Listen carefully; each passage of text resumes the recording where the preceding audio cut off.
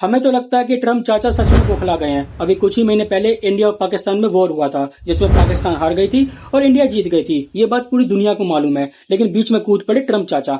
उन्होंने कहा ये वॉर जो रुकी है वो हमारी वजह से रुकी है, तो हमें चाहिए क्रेडिट। अब पाकिस्तान का क्या है, वो आए दिन अपने नए बाप बदलता रहता है, तो इस बार भी उसने अपने नए बाप यानी ट्रम्प को क्रेडिट दिया कि हाँ भाई, आपकी वजह से हमारा वॉर रुक गया है। लेकिन इंडिया ने ऐसा नहीं किया, और इंडिया ऐसा करता भी क्यों? क्योंकि सबको मालूम है कि इंडिया ने अपने दम पर इस वॉर को जीता था, और इस बात से ट्रम्प चाचा हुए नाराज। क्योंकि अगर इंडिया ट्रम्प को क्रेडिट दे देता है तो ट्रम्प को मिलता है एक नोबेल पीस पुरस्कार, लेकिन ऐसा कुछ नहीं मिला। वॉर के बाद इंडिया और रशिया की दोस्ती और भी ज्यादा गहरी हो गई।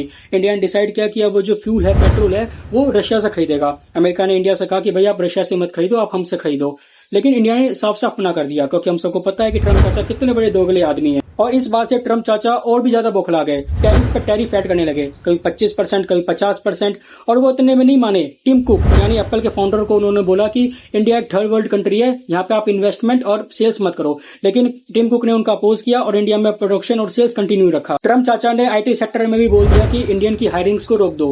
अरे ट्रम्प चाचा जी, अगर इंडियन को हायर नहीं करोगे तो आपकी कंट्री का ग्रोथ एंड डेवलपमेंट कैसे होगा? और इतना सब होने के बावजूद भी इंडिया अमेरिका के दबाव में नहीं आया। इंडिया ने रशिया से फ्यूल और अदर इक्विपमेंट्स खरीदना कंटिन्यू रखा। और इस बात से ट्रम्प चाचा जी और ज्यादा बौखला गए, और उन्होंने दवाई जैसी चीजों पे 100% टैरिफ ऐड कर दिया। अरे चाचा बख्श दो यार दवाई को भी, कम से कम दवाई तो किसी की जिंदगी बचाने के लिए होती है।